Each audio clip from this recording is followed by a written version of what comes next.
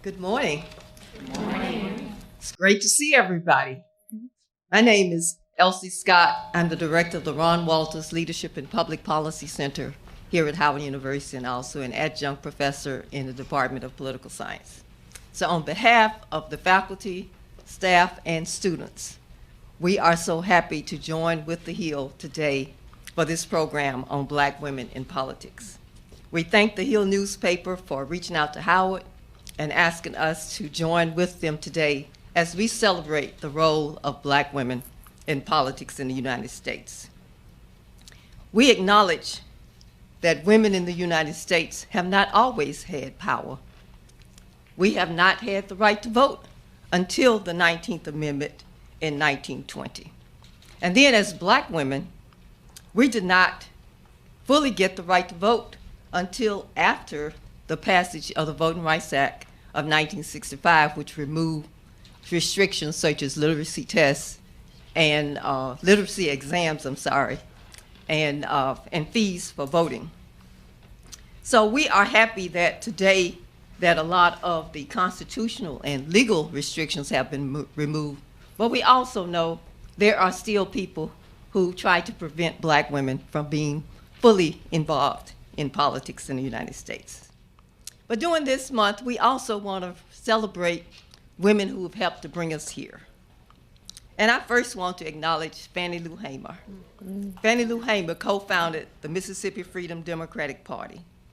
She challenged the Mississippi Democratic Party, which attempted to block Black Democrats from participating as delegates to the Democratic National Convention in 1964.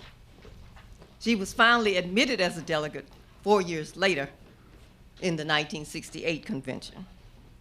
We celebrate Shirley Chisholm. I even wear her pin today.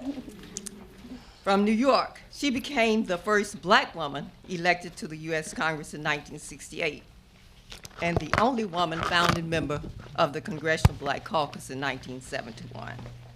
She later blazed the trail by running for President of the United States. So we have a lot to celebrate this month. But we know that we have to be vigilant to ensure that Black women young lady here, correct? are seen, Hello there. heard, and Oh, acknowledged. don't beat. Oh, that hit the bag. That was perfect.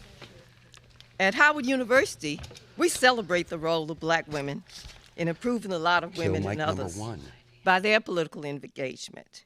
We know that women from Howard University participated in the suffrage movement. We know that they march for women's rights. Our students. We celebrate that women from Howard University were active in the civil rights movement. They participated in the bus rides and other aspects of the civil rights era. And we can single out, Joyce Latner, who's a sociologist and later served as the only woman who has been acting president of Howard University for her role in the civil rights movement. And most recently, we acknowledge her sister who died last week, Dory Latner. The plan of this event has been an event that brought together various departments here at Howard University.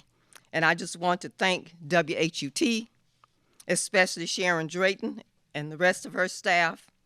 We want to recognize Monica Lewis from the Howard University Office of Communications, who served as our contact there. And we welcome, even though she was not able to make it today, we have a new Black woman who's Vice President for Communications and Chief Communications Officer here at Howard University, Lydia Sermons. And it hasn't been just all women.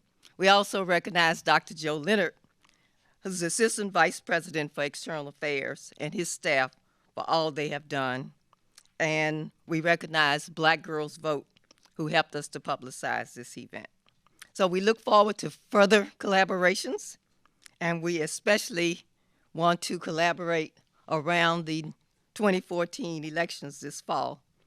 At the Ron Walters Center for Leadership in Public Policy, every other year, during an off-year election and a presidential election, we run a command center where we bring together students and we spend the day with them learning about people who are running for office, especially Black women and Black men in their states.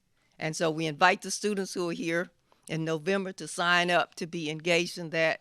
And also the School of Communications also has a program around elections. So we look forward to engaging with the media, with our sisters who are engaged in politics, and our students this fall to make sure that Black women's voices are heard. Thank you and enjoy the program.